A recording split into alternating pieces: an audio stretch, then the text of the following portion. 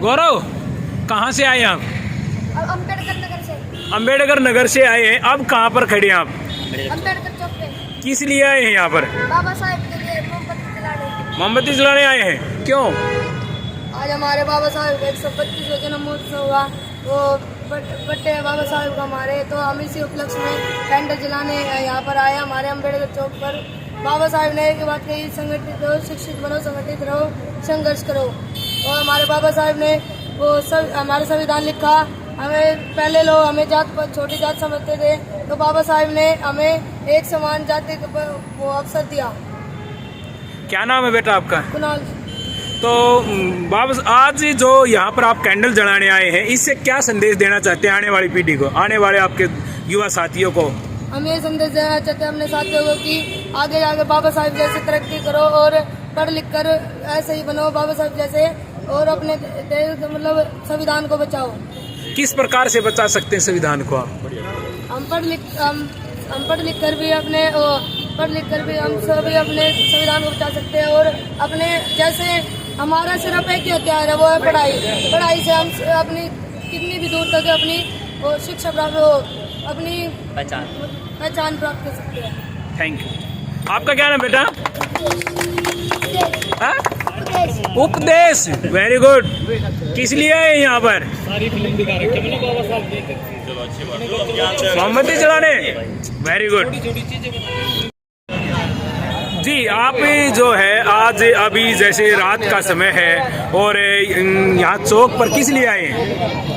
बाबा साहब की जयंती का जन्म उत्सव मनाने के लिए। जी, जैसे बात करी जाए कि बाबा साहब की जयंती का उत्सव पूरे वर्ल्ड में मनाया जाता है, और इससे आप आने वाली जो आपकी पीढ़ी को क्या संदेश देना चाहते हो?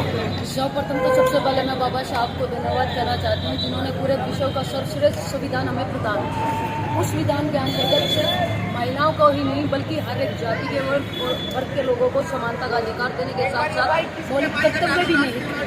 हमारे संविधान के अंतर्गत जो दी गई है हमारे देश की जो हम संरक्षण कर सकते हैं हमारे देश के अंदर, जो हम कहते हैं कि हमारा देश एक सेक्युलरिज्म देश है, वो हमारे कहीं ना कहीं हमारे संविधान में लिखा हुआ है कि हमारा संविधान के अंतर्गत कि हमारा देश एक सेक्युलरिज्म देश है, जिससे हम संविधान के माध्यम से ही उसको परिभाषित कर सकते हैं। दूसरी बात जो आप कह रहे हैं कि आने वाली पीढ़ी के लिए क्या योगदान होगा, हम बड़े बड़े विचारकों को जब देखते हैं और उनके योगदानों को पढ़ते हैं तो कहीं ना कहीं सर्वश्रेष्ठ पर जिनका योगदान देना चाहिए।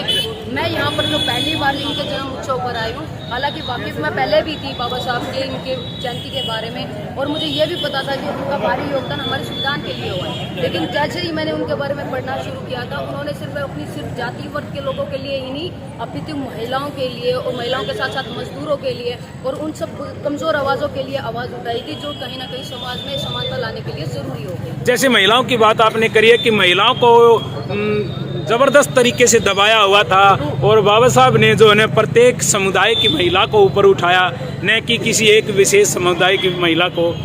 जैसा कि अभी आपने कहा कि पहले महिलाओं को दबाया गया, वेदों और मनुस्मृति में जब हम महिलाओं के बारे में जिक्र करते हैं समझते हैं तो कहीं ना कहीं महिलाओं को चार दीवारी के अंतर्गत निहित रखा गया था। शिक्षा से उन्हें वंचित रखा जाता था, सिर्फ घरेलू कामों के लिए ही उनको समझा जाता था। लेकिन बाबा साहब ने जो है स्वयं अपने घर से ही शुरुआत करके, जहाँ पर उन्होंने अपनी पत्नी को जो है शिक्षित किया। सर्वप्रथम उन्होंने अपनी पत्नी को शिक्षित किया और फिर उन्होंने महिलाओं को शिक्षित होना सबसे पहले जागरूक जरूर समझा। किसी भी समाज की उन्नति और विकास के लिए बाबा साहब जी का मानना था सिर्फ पुरुषों का ही शिक्षित होना जरूरी नहीं है, वहाँ पर महिलाओं की भी समानता की भागीदारी होती है। जी भाई जी, आप जो अभी शाम के टाइम आप किस लिए आए आप यहाँ पर? आज बाबा साहब अम्बेडकर की 132वीं जयंती है। बाबा साहब अम्बेडकर की जयंती एक ऐसे महापुरुष की जयंती है जो पूरे विश्व के अंदर सबसे ज़्यादा बनाई जाती है। अगर हम और जयंती की बात करें तो भारत के अंदर ही बनाई जाती है, लेकिन बाबा साहब अम्बेडकर ने जिस तरह विश्व के अंदर समानता का अधिकार ऐसे समाज के लोगों को दिलाया, महिलाओं को अधिकार दिलाया, और इतनी सारी डिग्रियां उन्होंने पढ़ाई करके ली। आज हम सुबह भी आए थे और शाम के वक्त अगर हम बात करें तो सुबह से यहाँ पर लोगों का मेला लगा हुआ है। बाबा साहब अम्बेडकर एससी समाज के ही महापुरुष नहीं थे, उन्होंने सभी बिरादरी के लिए काम किया और सबको एक विचारधारा के तहत भारत का संविधान के रूप से और एक इस तरह का निर्माण किया जिससे सबको समानता का अधिकार मिला।